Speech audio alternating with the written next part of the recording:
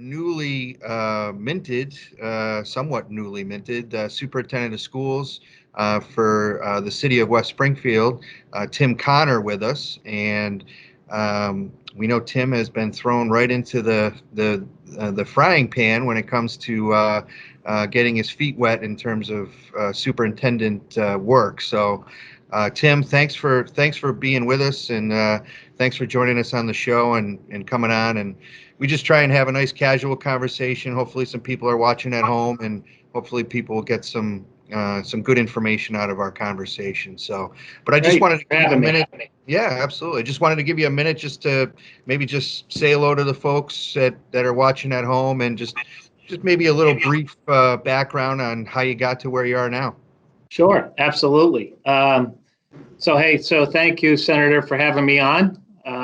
It's good to be here. Nice sunny Wednesday, which we're happy to have. So my journey started. I actually, as you know, grew up in West Springfield. Yeah. Class of 70. Excuse me, class of 1988. Oh, 88. Yeah. Thank you, though. I appreciate that. So I went to West Springfield schools and Chatham and Fawsey and the old junior high, and graduated in '88, Senator. And so I also became a teacher in West Springfield out of college, and administrator at the high school. And I left West Springfield High School as a vice principal. I went over to Hampden Wilbraham, where I became an associate principal for curriculum instruction, and then eventually became assistant superintendent for curriculum instruction over there. Stayed there for about 16 years, and then a curriculum position opened up here 5 years ago, and it was just always in my plans to. I would have loved to finish my career where I started and where I grew up, and so I came back. And then another opportunity happened just this past February, where Superintendent Richard took a job up in Lee, and I started as interim from that point forward, and then was appointed full time. So glad to be back in West Side and doing whatever work I can to help the community. Absolutely, and we're very glad and happy to have you back. And again, congratulations on being selected and having that interim tag taken off. Right, I'm sure that feels good. So congratulations. Thank you. And the feedback, you get so much great feedback regarding the work that you're doing so far. So keep up the good work. But I think we go right into it. Education in this new world, right? I guess the question on every parent's mind or every person's mind, I suppose, parents are dealing with it, firsthand. How is remote learning going in West Springfield? It's tough. It's new to everybody. It's new to educators. It's new to parents. It's obviously new to kids for the most part. And so, it is what I think West Springfield is doing a phenomenal job at it. Nothing to do with me. It has to do with the teachers and the administrators and people come in the community themselves, and parents coming together to work on this problem in terms of being away from the classroom. And so it's very difficult. We hear from parents, we hear from kids, both on the social emotional side, but also academic side of just being, that disengaged from friends and seeing friends every day, and having that classroom instruction is so important. So is it the optimum? Absolutely not. Is it what the whole country is dealing with? Yeah, and that's what we're dealing with. And so we've been trying to use the technology that we have around Zoom and Google Meets to try to get our teachers in front of our kids as much as possible, even if it's just to say hello. But the kids are working hard. I think it's getting harder and harder for families and kids and teachers as this thing lingers on. We're really hoping to get back to some sort of normal in the fall.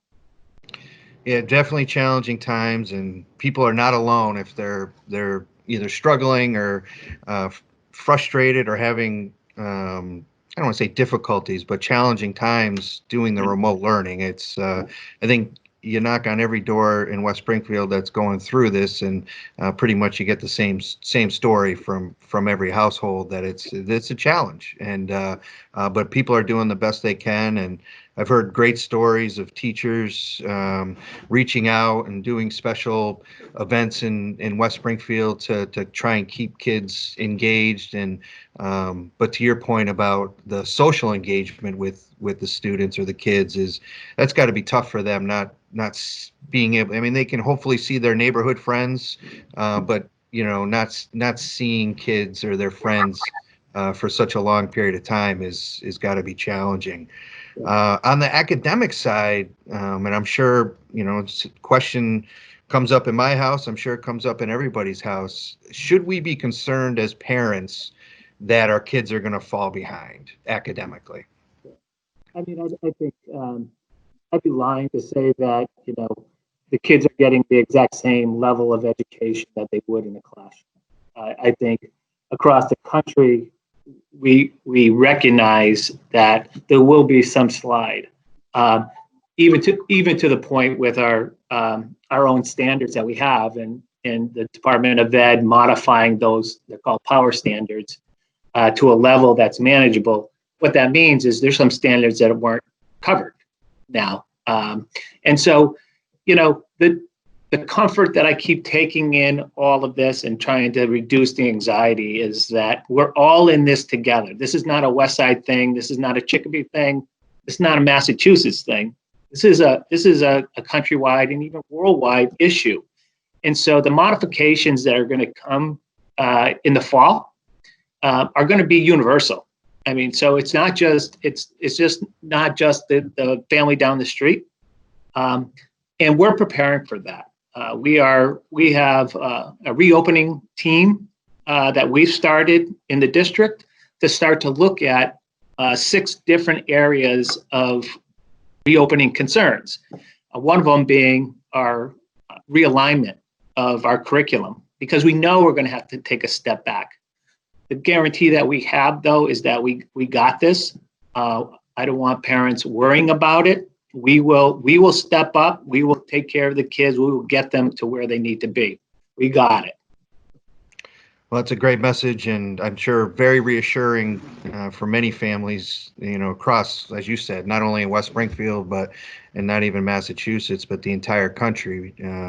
All families are dealing with the same things, and some families are better equipped to be dealing with it. Absolutely. For example, we're lucky. My wife is a teacher, so she has some of that built-in, I guess, teacher abilities to help my kids kind of navigate on a daily basis. Not that it's easy, because you still got to try and motivate them, which is not easy as well. So, but speaking of motivation, a beautiful day out today.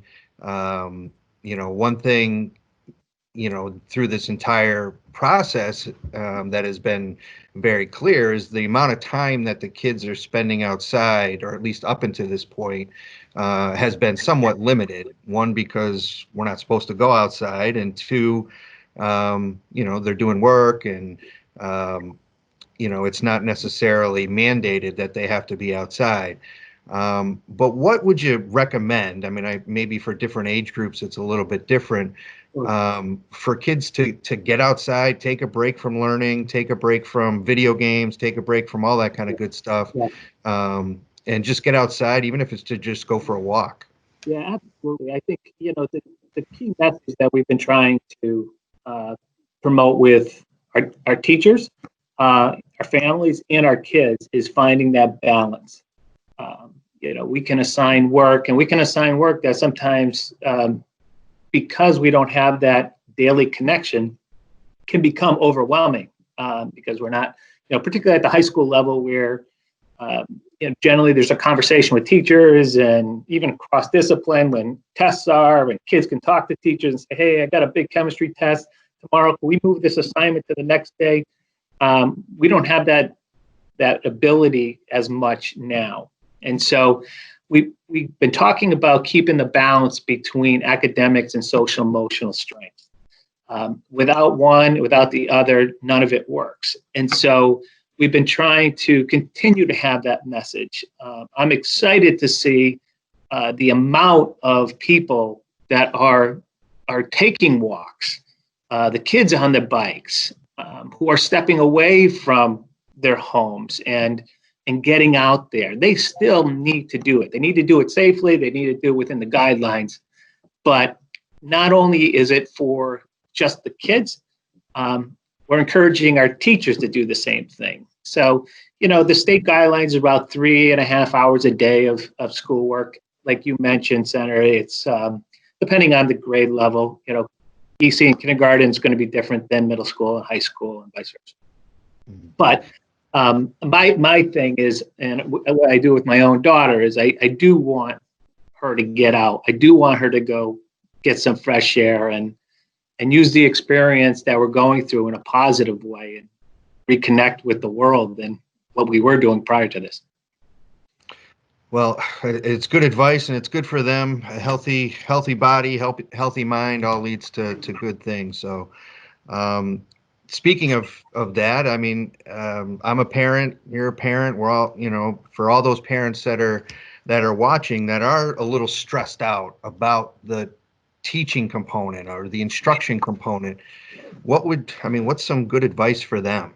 Yeah, absolutely. I think and the message that I've been trying to get out to parents is, be gentle on yourself, be gentle on your kids. We're all in this together. Whatever is missed, we will backfill. We're looking at some potential summer extended year programming that kids can possibly remote into to get some additional support in content areas or even enrichment programs, art, music. And that a lot of that depends on what will happen in the guidance that we get from the state on camps and things like that. I know we're still waiting on that. So, I think it's really taking care of yourself and family first and foremost. If you're getting overwhelmed with the work, reach out to the teacher, reach out to the principal, have the conversation. It's not going to be looked upon as something of weakness or that you're not getting the job done. We understand, and teachers understand fully, because they also have kids at home and they're trying to teach 25 other students. So they understand that this is tough, and certain content areas are easier for some people than others. And so we're going to do the best we can, and that's all we can do at this point. Well, that's a good message for families, parents. Do the best you can. No one's expecting you to be a PhD level instructor, all of a sudden to be able to advance your child as maybe as it would be normally done in school times. But that's all going to be with a combined effort, the school district and the community and the teachers, the administrators and the parents. That's all going to be made up. It's going to be dealt with when things get back a little bit back to normal. So, so don't stress out, parents. I mean, I know it's easy to say, but it's definitely a challenging time, and you're certainly not alone with being a little stressed out. Right. One question I hear a lot, and I know there's probably not a definitive answer to it. People ask, are the kids going to go back in September? And right. Of course, I don't have an answer for that, not yet. I mean, that's the hope, and that's the plan and the phase-in plan from the governor's office that hopefully by September kids will be ready to get back in school. But any message for families and parents in terms of how to deal with something you can't control like that? Right. I think the real message is, let's not get ahead of ourselves. Let's not speculate too much, because I think that speculation can cause anxiety, and it does, and I feel it myself. So trying to stay within the moment, but planning for the worst and hoping for the best. As I mentioned, Senator, in West Springfield, just on Monday, actually it was Friday, we put together a reopening team. It's a task force that contains all of our principals, school committee members, some of our department chairs, public health, nurses, to look at 6 different categories that we think, and this, there's nothing yet coming from the state, and I know they're working on that, but things that we need to consider for potential reopening. So things such as curriculum realignment, as I mentioned, and budget. Our concern is that though budgets are very challenging right now, and we understand we don't have a lot of numbers from the federal government, which hence the state. And so it's hard to even set up your own town budget. One of the things we need to look at is there may be a cost to reopening, depending on busing and things like that. There's a committee on health and safety. We want to look at all our protocols. If we do reopen, what are we doing around sanitizing the buildings? What are we doing around any of those DPH or CDC recommendations, and how do we implement that? We're looking at, one team is looking strictly at communication. What does the communication look like? When should it happen? How quickly should it happen to the community on every aspect of this? And the last 2 are is the scheduling review, and that's the biggie. That's the one that everybody's most concerned about. Is it going to be remote learning continued on? Is it going to be a modified schedule with, some remote learning alternating by weeks of being in school? There's a lot of questions, not a lot of answers right now. In the last committee, I should mention too, is the social emotional committee. So we have one group that's solely focusing on how we support kids in their return, understanding that there are some traumatic things as well that take place during these things, and so how do we balance that with the academics? So the message I think to the community is we're on it. We have almost 30 people that are being part of this. Once we get this up and running, we'll be bringing parents in and teachers and other nurses into this fold in this conversation. This is not going to be just a district thing, because we need to hear the input and what could work and what really can't work if we have to modify things. Great. And one common theme I've heard from talking with people is the appreciation for teachers now that all of this has come about in the past few months or few months. The appreciation of the difficulty or the challenges that teachers face, not only with instruction, but behavior and all of the other ancillary things that go along with it, with being a teacher. And you mentioned it a little bit too, in terms of helping kids get back and adjusting, maybe from a mental health standpoint. I know one thing I hear from teachers is, I'm so nervous because I haven't seen Billy or I haven't seen Jennifer since we left from school, and I've connected maybe once or twice, and I just want to make sure he or she's doing okay. I'm sure you've already talked to all your teachers, but maybe for the public or for the people watching at home, is there some sort of plan to connect with teachers, connect with students, or the school district connect with students in some way, shape, or form as just kind of a check-in? Yeah, we've asked our teachers, and hopefully it's happening. I haven't heard that it isn't. I've only received a lot of positive on the efforts of our faculty and staff. So yeah, that again, we've moved to this education Zoom product. We also have Google Meet. We're fortunate in West Springfield, for the most part, with the amount of devices that we have. we were able to put out about 1,200 or so devices into the community to help with making that connection. We're looking at kindergarten right now. They did not receive, they don't have devices there. So we are looking at if we can support getting our kindergarten kids a device. But we're fortunate in West Springfield that the planning around technology that goes back years has really been done well. And so the teachers have been reaching out. I know they have office sessions at the upper levels. I know they have check-in sessions at the elementary levels. And so the message to the parents is, if you feel like your student is feeling that they haven't seen enough, or they just need to reach out, contact the teacher. They want to reach out as much as the kids want to see them, without overwhelming the family. And that's the other, it's a fine line. So we just want to balance all that as much as we can. That sounds good. And like you said, we're all navigating this together in terms of uncharted waters. So one thing that's obviously on a lot of people's minds as well is the class of 2020.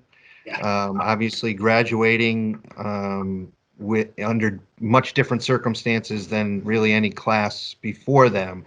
And I know that West Springfield, I know other school districts, but I'll let you speak to Westside.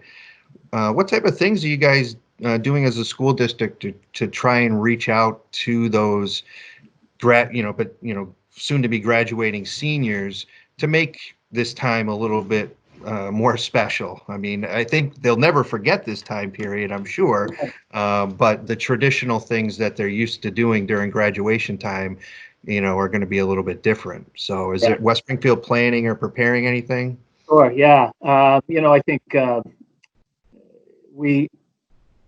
nice part is there's so many faculty members that are also graduates and alum of Westside. And so the graduation committee at the high school, who always takes on that role each year, did a great job again this year with all of the issues. We did a survey out, speaking specifically about graduation. We did a survey to parents and separately to our seniors to see what it is they would want. And so you as a graduate, myself as a graduate, though we sometimes poke fun at graduating in the cow barn, that is Westside. And that is an experience that any West Springfield resident who graduated from West Springfield High School cherishes. It's unique, it's ours, and we want that for our own kids because it is that special, and that there's so much tradition around that. And so that came out loud and clear in the survey, almost identical numbers from parents and kids, that they wanted some traditional aspect if possible. And so the thought that we had was, again, wanting our kids to go through the Coliseum. How do we do that without putting all the people together and causing a whole lot of unsafe areas? And so the idea and the great work, I have to say, with the Big E and just being so collaborative with us and making this happen, but the idea came up to actually drive through the Coliseum. Mm-hmm. So that for us was a home run. We had a meeting with about 20 people at the end of last week to talk about how this would work. I think it's going to work well. We're going to divide the class up into in half. And instead of having it on one day, we're going to have it on 2 days. So it's going to be June 6th for one half of the alphabet, June 7th for the other half. Is it perfect? No. But the kids will come in one car. They can only get one car. They have a certain time that they'll be showing up, and they'll be given that time. And we will queue them up. They're going to drive through as a family. Families are going to stay in the car. We're going to ask them to stay in the car. The graduate will be in all their regalia. They're going to walk up on the stage. We're going to have the full stage set up like we normally do. They're going to meet myself and Mayor Reichelt and Dr. Perron, principal. They're going to cross the stage just like we do. We're going to announce the names. We'll have the music going, and they'll jump back in their car and off they'll go. That's the first phase. The second phase, though, Senator, is again, they really wanted time, if possible, to do this together. So we picked August 14th under the lights at Clark Field. And so should the guidance allow us to gather in some fashion, we're going to do it again, but do it there. That's a great idea to, pushing it back as pretty much as far as you can, before kids start, leaving and going away to whatever their next steps are. But, I can imagine as a class, they want to have that, at least that one last kind of official moment together. So that's great. Hopefully that'll work out for everybody. And kudos to you and your team and the teachers and the administrators, parents, kids on making this all work. Because one thing I'm not hearing, to be honest with you, is, I'm going to say I'm not hearing people complain. I think people understand the challenges that are facing everybody, the community, and as challenging as it is, I think for a 17, 18-year-old kid to, all of a sudden not experience the last half or last quarter of their senior year, what West Springfield's doing and other school districts to try and make it special is really been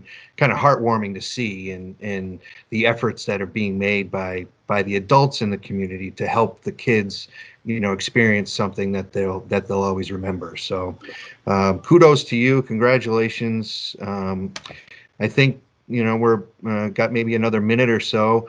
I didn't know if you just had any final messages for parents or teachers or anybody that's out there watching. I think, and again, thank you for this invite. But I do want to finish off by thanking the community. As you mentioned, it's only been a couple months in this position. I've received nothing but support from people, and people have been wonderful and understanding. But I do need to just reach out to the people who are really getting the job done, which is the parents, the students, the teachers, and not forgetting our CAF workers who are out there every single day from day one of this, providing meals. So Dario Nardi and his group have just absolutely killed it and done a great job, and we're going to continue to get those free meals out into the community. But the entire staff, faculty, even the collaboration with the other departments in town has just been, for me, coming in, priceless and seamless. The support from you also in keeping us up to speed on what's happening at the state level has been wonderful. So Mayor Reichelt has been absolutely supportive in every aspect that we're doing. And involved in it, and highly involved in it, which has been nice. So we have the decision makers at the table, and we were able to get things done fast. Nothing to do with me. It's the school community and the community as a whole come together. Well, that's great to hear. West Springfield's a special place, special community. The team effort is always ultimately what ends up making things successful. So to your point, obviously the people that are doing great work, and as you mentioned, the cafeteria workers and even the maintenance people and everybody that's keeping things running. Staff has worked 7 days a week managing cases, so I can't leave them out there they're helping with some of the tracing, and so yeah, it's a good feeling that everybody's come together and without the poor me type of attitude. So it's been great. We're West Side. We got it. We got this. That's right. Well, Superintendent Tim Connor, West Springfield Public Schools, I appreciate you joining us on this edition of Wednesdays with Welch, and it's keep up the good work. Hear nothing but very positive things during a very challenging time. So please extend our best wishes to your staff and all the teachers and all the workers in the school system that are doing everything they can to make the best out of a very difficult situation. So Good. thanks for joining us, and we'll see you Thank you, next Senator. time. All Thanks, right. Tim. Thank you. Take care. Bye-bye. All right.